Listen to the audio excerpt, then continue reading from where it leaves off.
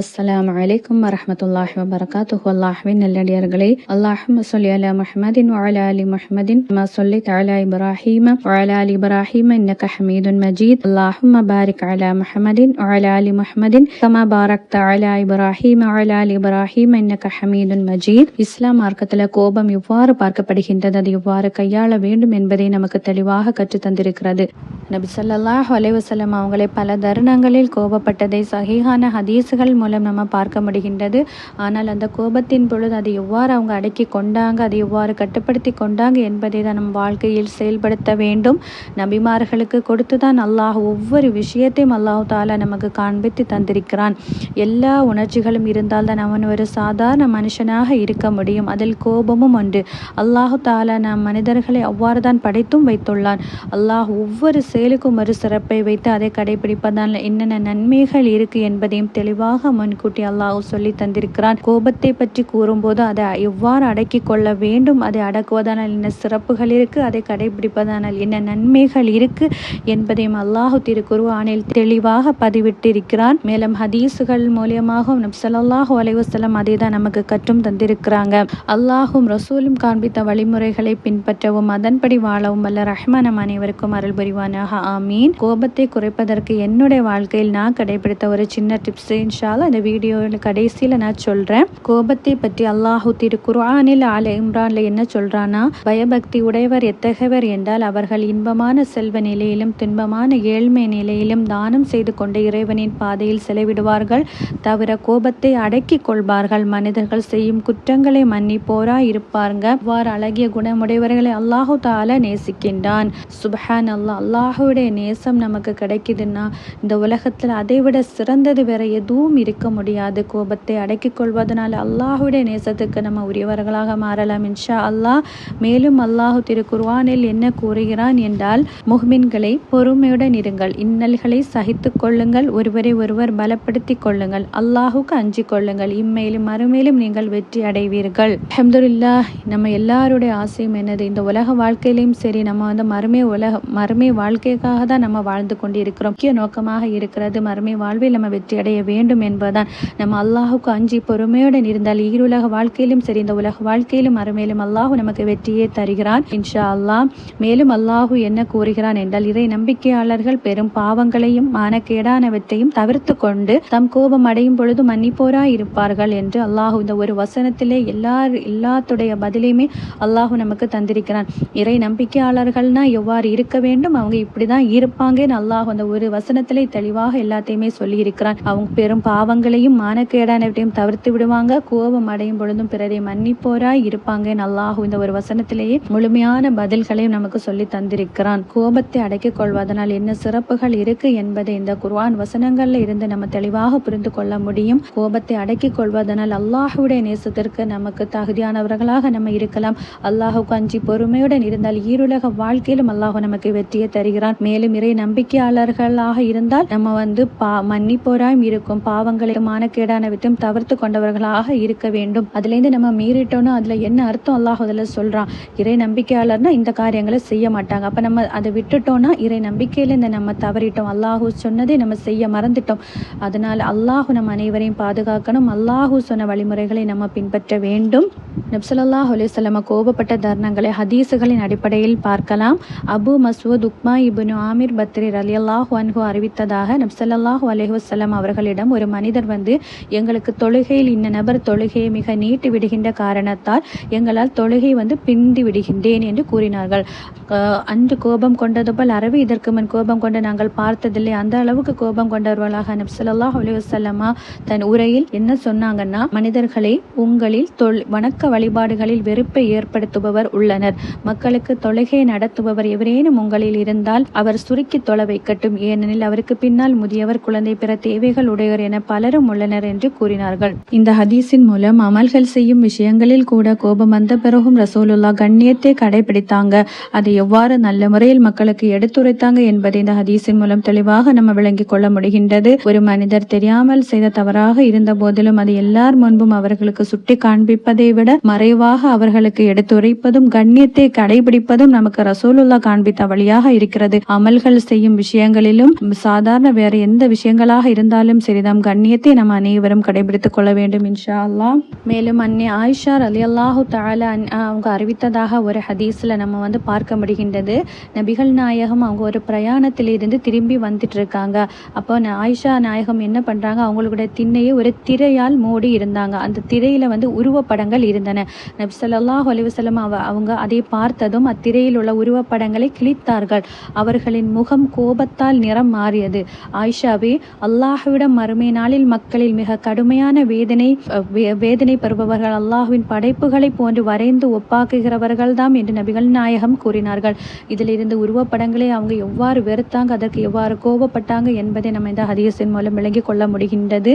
மேலும் ஒரு ஹதீஸில் நபிகள் நாயகம் ஸல்லல்லாஹு அலைஹி வஸல்லம் அவங்க சொல்றாங்க, மக்களை தன்னுடைய பலத்தால் அதிகமாக அடித்து வீழ்த்துபவன் வீரன் அல்ல, உண்மையில் வீரன் என்பவன் கோபத்தின் போது தன்னை கட்டுப்படுத்தி கொள்பவனே ஆவான் என்று கூறினாங்க. ஏன்னா கோபத்தினால நம்ம வாயில என்ன வார்த்தைகள் வருது, நம்ம என்ன செய்யறோம், என்ன சொல்றோம், எதுவுமே நமக்கு தெரியாம போயிடும். அதனாலதான் அவங்க சொல்றாங்க, 50 பேரை அடித்து வீழ்த்துறவன் வீரன் கிடையாது. அந்த கோபத்தை எவ்வாறு நம்மளால அடக்கி கொள்ள முடியுமோ, அதை எவ்வாறு நம்ம கட்டுப்படுத்தி கொள்கிறோமோ, அவன்தான் ஒரு சிறந்த மனிதராகவும் ஒரு சிறந்த வீரனாகவும் இருக்க முடியும் என்று.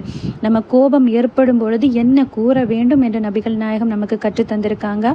அது ஹதீஸின் அடிப்படையில் சுலைமான் இப்னு சூரத் ரலியல்லாஹு அன்ஹு அறிவித்ததாக, நபி ஸல்லல்லாஹு அலைஹி வஸல்லம் அவங்க அருகில் 2 பேர் ஒருவரை ஒருவர் திட்டிக் கொண்டார்கள். அப்போது நாங்கள் நபி ஸல்லல்லாஹு அலைஹி வஸல்லம் அருகில் அமர்ந்து கொண்டிருந்தோம்.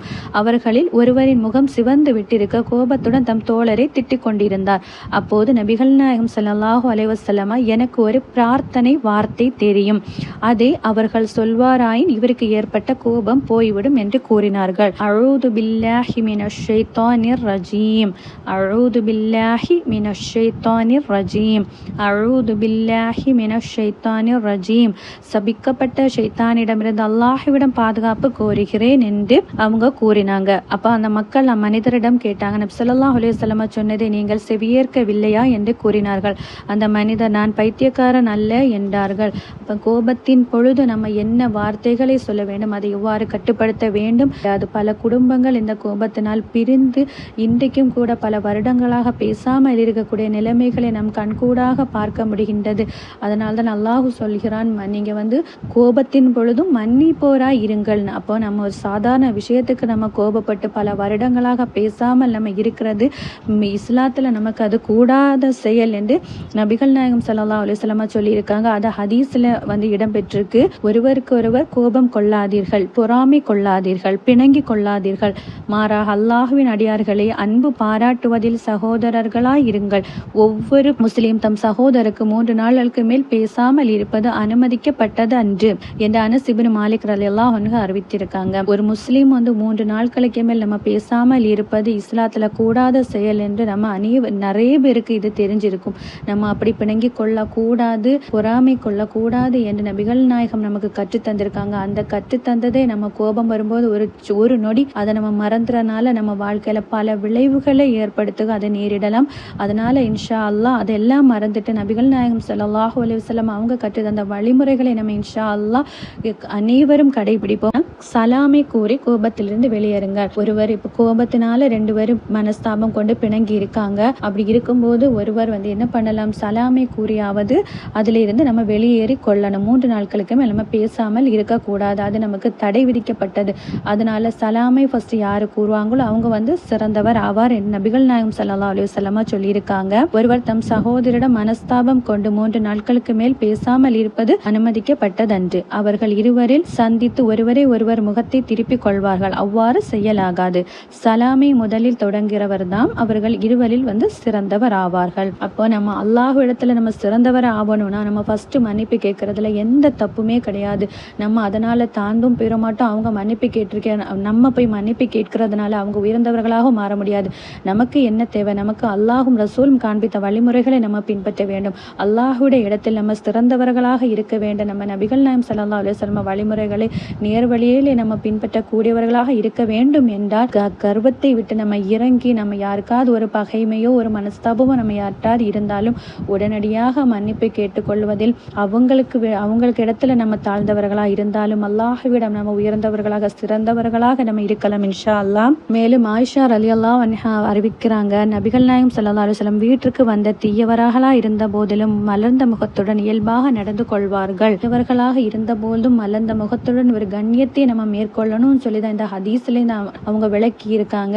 குடும்பங்களையே பிரிஞ்சிருக்க காலகட்டத்தில் எதிரிகளா இருந்தாலும் மலர்ந்த முகத்துடன் அவர்களை நம்ம அவங்கள்ட்ட நடந்து கொள்ள வேண்டும், அவர்களை மன்னிப்போரா இருக்க வேண்டும் என்று நம்ம இஸ்லாம் மார்க்க நமக்கு கற்று தந்திருக்கிறது. அதை நம்ம கடைபிடிக்க வேண்டும். மேலும் கோபம் ஏற்படும் பொழுது நம்ம என்ன செய்யணும் நபிகள் நாயகம் சொல்லியிருக்காங்க.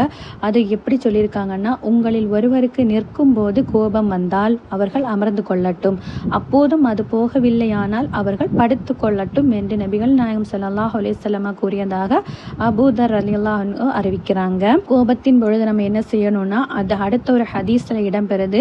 நிச்சயமாக கோபம் ஷைத்தானின் குணம். ஷைத்தான் நெருப்பினால் படைக்கப்பட்டான், நீரை கொண்டுதான் நெருப்பை அணைக்க முடியும். எனவே உங்களில் ஒருவர் கோபப்பட்டால் ஒலு செய்து உறுப்புகளை நீரால் கழுவி சுத்தம் செய்து கொள்ளட்டும் என்று நபிகள் நாயகம் ஸல்லல்லாஹு அலைஹி வஸல்லம் அவங்க கூறியிருக்கிறாங்க. நம்ம எல்லாருக்கும் தெரியும், ஷைத்தான் நெருப்பினால் படைக்கப்பட்டவன். நமக்கு கோபம் வந்துட்டா அந்த கோபத்தினால ஷைத்தான் நம்ம உடம்புக்கு உள்ள புகுந்துடும், நம்ம உடம்பு ஃபுல்லா சூடாயிரும். அதனால நம்ம அந்த கோபத்துல என்ன பேசுறோம் என்ன செய்யறோம் பக்கத்துல இருக்கிறத எடுத்து உடைத்தாலும் கூட நமக்கு தெரியாது. அந்த அளவிற்கு ஷைத்தான் நம்மளை வழிகெடுத்து விடுவான். அதனால நிச்சயமாக நம்ம அல்லாஹ்விடம் பாதுகாப்பு தேடிக்கொள்ள வேண்டும். அல்லாஹ் அன்ஹு அறிவிக்கிறாங்க, ஒருவர் நபி ஸல்லல்லாஹு அலைஹி வஸல்லம் அவர்களிடம் எனக்கு அறிவுரை கூறுங்கள் என்றார்கள். ஸல்லல்லாஹு அலைஹி வஸல்லம் அதற்கு கோபத்தை கைவிடுங்கள் என்று கூறினார்கள். மேலும் அவர் அறிவுரை கூறுங்கள் என்று கூறிய பொழுது கோபத்தை கைவிடுங்கள் என்று கூறினார்கள். மேலும் இதே மாதிரி பல முறைகள் கேட்ட பொழுதும் நபி ஸல்லல்லாஹு அலைஹி வஸல்லம் கோபத்தை கைவிடுமாறு சொன்னார்கள்.